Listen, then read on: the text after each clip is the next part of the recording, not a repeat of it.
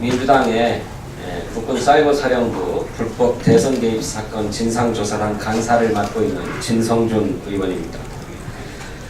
사이버사령부의 불법 대선 개입 사건과 관련해서 새롭게 확인된 내용을 여러분 앞에 보고하기 위해서 이 자리에 섰습니다. 오늘 아침 일부 신문에 보도가 됐습니다만 국군 사이버사령부가 대통령 선거를 2달 앞둔 지난해 10월 사이버 심리전단의 요원을 2배 이상 확대하였다는 사실이 새롭게 확인되었습니다. 국방부는 지금까지 사이버사령부 심리전단 요원의 월별 증언 내역을 숱한 자료 요구에도 불구하고 작전 기밀사항이라고 해서 보고하지 않았습니다만 다른 자료를 통해서 확인되었습니다.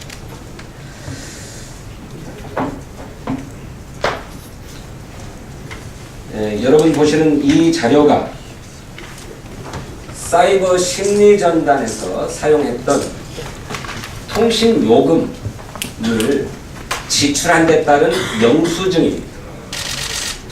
그 영수증에 보면 2012년 9월 1일부터 9월 30일까지 사용했던 사이버사령부 심리전단의 요금이 이렇게 공급가액 세액에서 얼마가 지급되었는지 이렇게 나와 있습니다. 355만 9,040원. 이것을 사용한 사람 총 사용 번호수 61명입니다.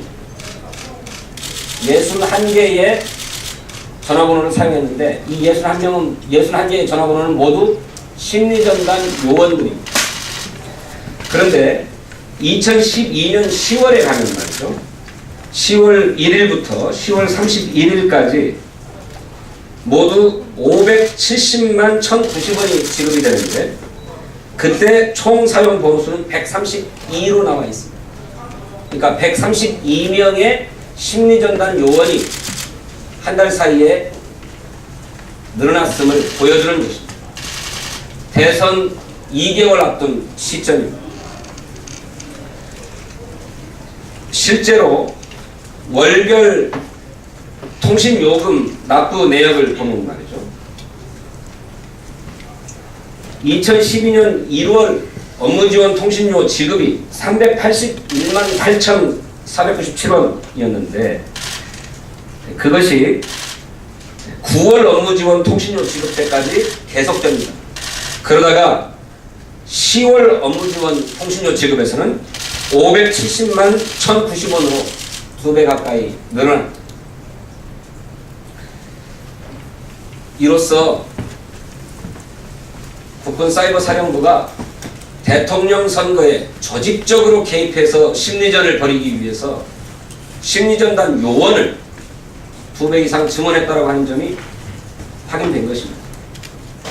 그간에 사이버사령부 요원 가운데 군무원으로 채용된 숫자가 79명이라고 하는 사실을 밝혀졌고 그 중에 47명이 심리전단에 배치되었다고 하는 것은 우리가 주지하는 바와 같습니다. 그런데 군무원 외에 24명의 심리전단 요원이 추가로 배치되었음이 확인된 것입니다. 이거는 대선에 조직적으로 개입하기 위한 증편이 아닐 수 없다. 이렇게 생각하고 이렇게 심리전단 요원의 증언은 국방부 장관이 승인하지 않으면 있을 수 없는 일이고 사이버 사령관의 지시가 없이는 불가능한 일입니다. 따라서 지난 대통령 선거에서의 조직적인 개입 활동이 이모 심리전 단장의 단독 범행이다라고 하는 국방부 수사결과 발표는 엉터리다라고 하는 점을 반증한다고 하겠습니다. 그래서 이 통신요금을 지원했는데 이 통신요금에는 핸드폰의 기기요금까지 기기 요금까지 다 포함되어 있습니다. 그래서 심리전담 요원들에게 스마트폰을 작전폰으로 지급했는데 그와 관련해서 국군사이버사령부가 이와 같은 자료로 회신하고 있습니다. 작전폰 지급 기준은 사령관, 530 단장 등 530단 부대원들입니다. 이렇게 답변하고 있습니다. 그러니까 사이버사령부 내에 510단도 있고 590단도 있습니다만 작전폰을 지급받아서 사용한 곳은 530단, 사이버 심리전단이라고 하는 것이고 그 작전폰을 사이버 사령관도 지급받아서 사용했음이 드러났습니다. 여러분 잘 아시는 것처럼 당시의 사이버 사령관은 연재욱 현 청와대 국방비서관입니다. 이명박 대통령과 박근혜 대통령 사이에 모종의 거래, 대선에 개입하겠다고 하는 모종의 거래가 바로 연재욱 사이버 사령관에 의해서 매개되었다. 우리는 이렇게 의심하지 않을 수 없는 것입니다. 이렇게 사실이 명백함에도 불구하고 국방부 조사본부는 이 부분에 대해서 수사를 했는지 안 했는지 어제 중간 수사 결과 발표에서 전혀 언급하지 않았습니다.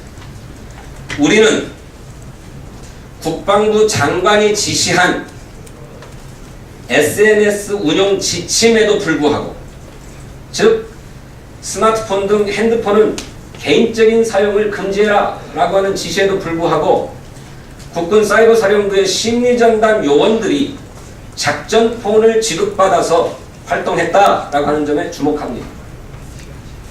그리고 작전폰을 사용하기 위한 별도의 지침이 있었음도 확인했습니다. 추정컨대 심리전담 요원들이 작전폰을 활용한 것은 IP 추적을 통한 신원 파악을 회피하기 위한 것으로 파악됩니다.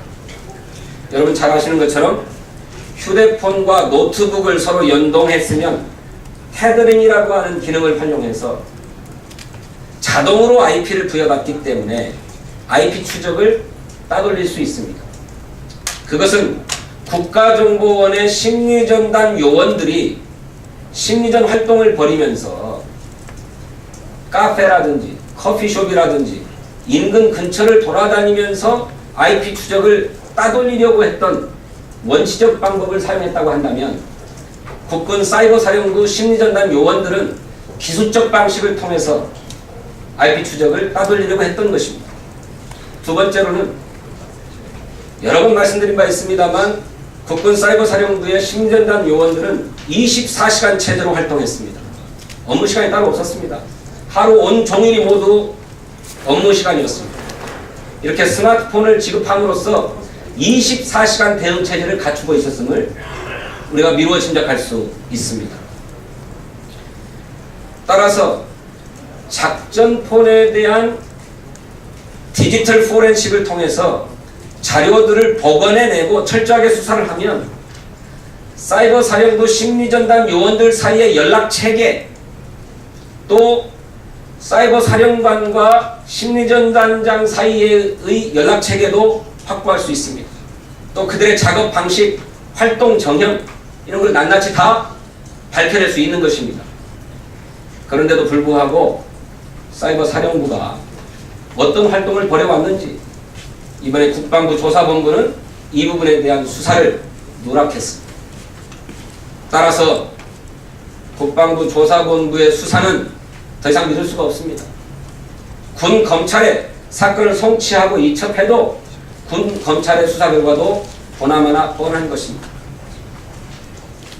군에서 독립적인 특별검사를 도입해서 수사하지 않을 수 없습니다.